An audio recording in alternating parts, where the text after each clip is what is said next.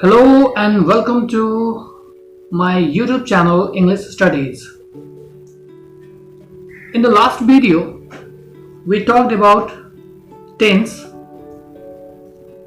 and we studied present continuous tense. In this video, we are going to discuss the second tense and its simple present tense. Hindi में हम इसे सामान्य वर्तमान काल कहते हैं. Let's first take an example situation. Ravi is a student. He is going home. He isn't reading now but he reads. Reading is his regular activity.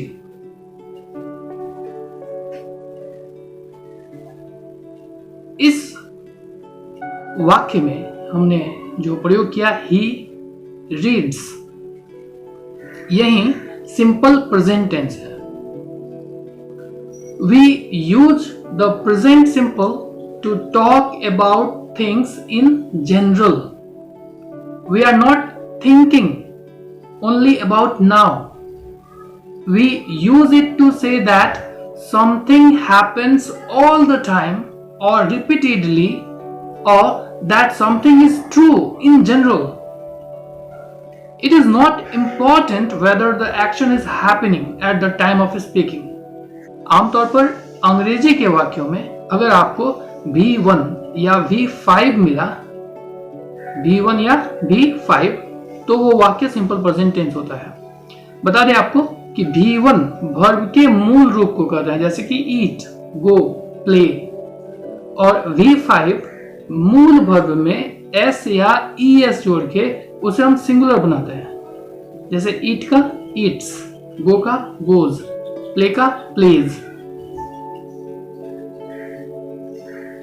एक और बात ध्यान रखनी है कि आई, वी, यू, दे और जो प्लूरल सब्जेक्ट्स होते हैं उनके साथ हम V1 यानी मूल वर्ब का प्रयोग करते हैं, यानी ईट, गो, प्ले ये लगाते हैं. लेकिन जो ही, सी, इट या अन्य सिंगुलर यानी एक वचन वाले जो भी सब्जेक्ट होंगे उनके साथ हम प्रयोग करते हैं V5 का, यानी कि eats, goes, plays, etc. इसे कुछ एक एग्जाम्पल्स में समझते हैं. जैसे I learn English, we know Hindi, you play cricket. और अगर V5 में लिखे तो he learns English, Sheila knows Hindi, My brother plays football. जरा इन वाक्यों की हिंदी देखते हैं.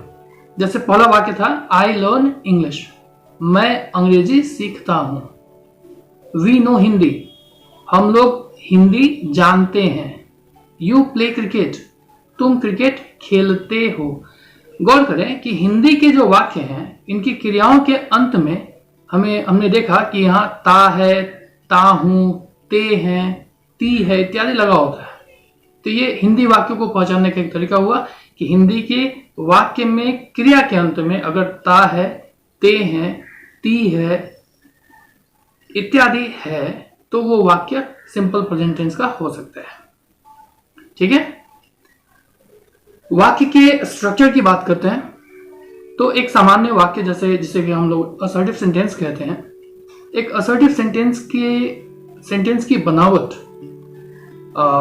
होती है सब्जेक्ट के साथ V1 या V5 और फिर ऑब्जेक्ट. यहां एक बात ध्यान देने लायक है कि हिंदी और अंग्रेजी के वाक्यों की संरचना में कुछ मौलिक भिन्नताएं होती हैं. जहां हिंदी के वाक्यों में वाक्य का कर्ता यानी सब्जेक्ट और वाक्य की क्रिया यानी वर्ब वाक्य के ओर छोर पे होते हैं और बाकी सारी चीजें जैसे कर्म और भी अन्य शब्द, वो सब इन सब्जेक्ट और क्रियाओं के बीच में आते हैं। अंग्रेजी में इससे बिल्कुल भिन्न होता है। अंग्रेजी के वाक्यों में वाक्य के सब्जेक्ट और वर्ब को साथ साथ रखते हैं और बाकी अन्य शब्दों को उसके बाद लगाते हैं। ठीक है, अब जैसे एक एग्जांपल में समझते हैं, राम आम खाता है। इसमें राम सब्जेक्ट करता हुआ, आम ऑब्जेक्ट कर्म हुआ और खाता है क्रिया यानी वर्ब हुई। तो यहाँ देखिए राम और खाता है दोनों अलग अलग हैं और बीच में लगा हुआ है आम जो कि ऑब्जेक्ट है। अंग्रेजी में आपको इसको चेंज करना होगा, आपको लाना होगा राम, उसके बाद खाता है यानी वर्ब, अतः ऑब्जेक्ट यानी आम। इंग्लिश में इस वाक्य को बनाएंगे, राम ईट्स अ मैंगो।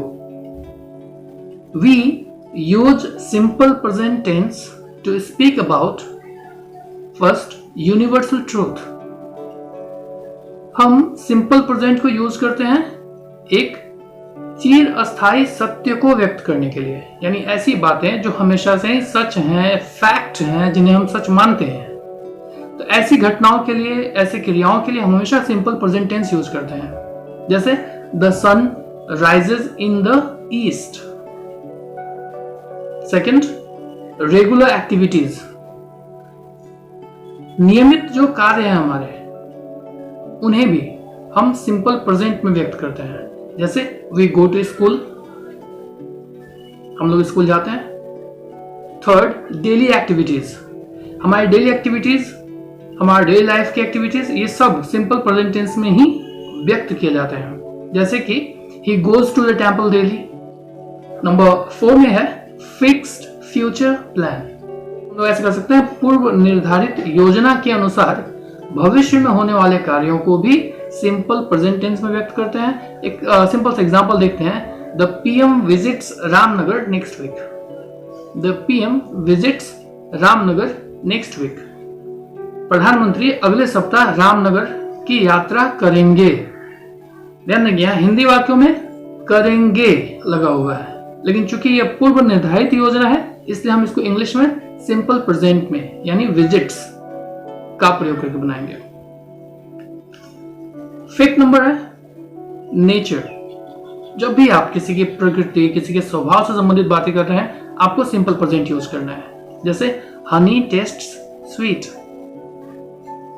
ठीक है, फिर न्यूज हेडलाइंस, आप अखबारों की जो सुर्खियां देखते हैं वो भी प्रायः सिंपल प्रेजेंट टेंस में लिखी जाती हैं। जैसे कि आजकल बड़ा न्यूज हेडलाइन चल रहा था, film star Sushant Singh Rajput commits suicide. ठीक है, फिर आता है habits.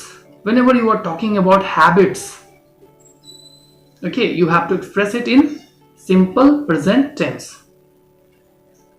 For example, he always tells a lie. वो हमेशा झूठ बोलता है, उसकी झूठ बोलना उसकी आदत हो गई। फिर फीलिंग एंड इमोशंस, फीलिंग्स और इमोशंस से जुड़ी हुई जितनी भी क्रियाएं हैं उनको वर्तमान में उनके संबंध में बात करने के लिए हम सिंपल प्रेजेंट यूज करते हैं। इन्हें कभी प्रेजेंट कंटिन्यूअस में व्यक्त नहीं करते। ठीक है, एग्जाम्पल हो गया जैसे सी लव्स आइसक्रीम। नेक्स्ट, कंडीशंस, वर्तमान या भविष्य से जुड़े हुए शर्त सूचक वाक्य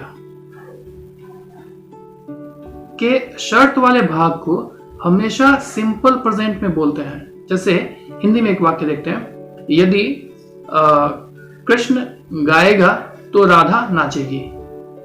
ये एक भविष्य से संबंधित संभावना हो गई, शर्त हो गई। तो शर्त वाला हिस्सा यानी कृष्ण गाएगा, यदि कृष्ण गाएगा, if Krishna sings Radha will dance. इस तरह ये जो अभी हम लोगों ने यूज पढ़ा, इस तरह के वाक्यों में प्रायः कुछ एक एडवर्ब्स यूज होते हैं। उन एडवर्ब्स को जानना बहुत जरूरी है ताकि वो आप अपने वाक्यों को ढंग से एक्सप्रेस कर सकें।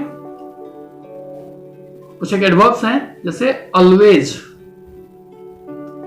हमेशा, ऑफन प्रायः या अक्सर, समटाइम्स कभी कभी, नेवर कभी नहीं, seldom rarely, hardly, usually, generally, habitually, at times, daily, every day, occasionally, etc.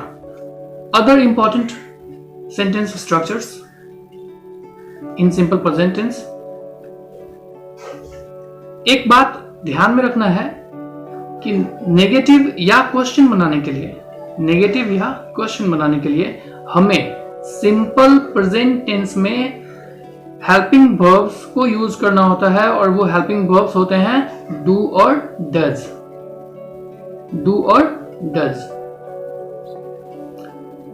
तो नेगेटिव का स्ट्रक्चर बनेगा सब्जेक्ट, और सब्जेक्ट के अनुसार डू या डज, फिर नॉट, फिर वर्ब का मूल रूप यानी V1, और फिर object.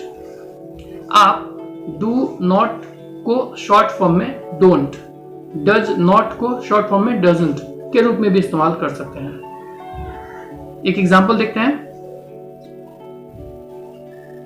I don't smoke. She doesn't dance.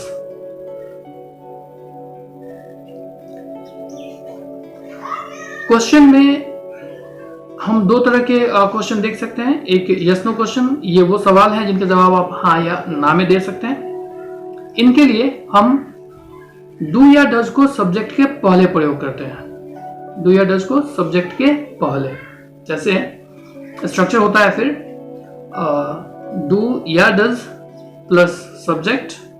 अगर जरूरत पड़े तो आप यहाँ सब्जेक्ट के बाद नॉट का प्रयोग कर सकते हैं, प्लस V1 प्लस ऑब्जेक्ट और क्वेश्चन मार्क लगाएंगे। एक एग्जांपल में समझते हैं इसको। Do you sing? Do you sing Hindi, क्या तुम गाते हो? अगर आप उसको रिस्पॉन्ड कर रहे हैं, इसका जवाब देना चाहते हैं, तो अगर हाँ अफर्मेटिव में जवाब आपका, तो आप कहते हैं यस आई डू। अगर आप नकारात्मक जवाब देते हैं तो नो आई डोंट। एक और एग्जांपल देखते हैं। Does he not speak English? Now does he not, इसको आप शॉर्ट कर सकते थे कैसे? Doesn't he speak English.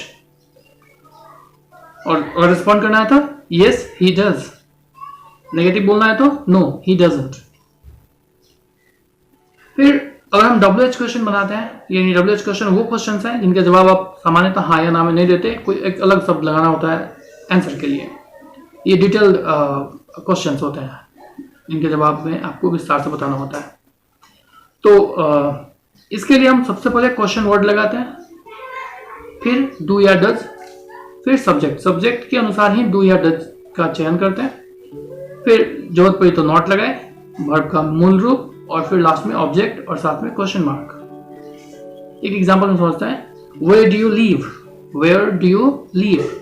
और आंसर करते हैं तो I live in India. What does he do? What does he do? He works in a factory. Thank you.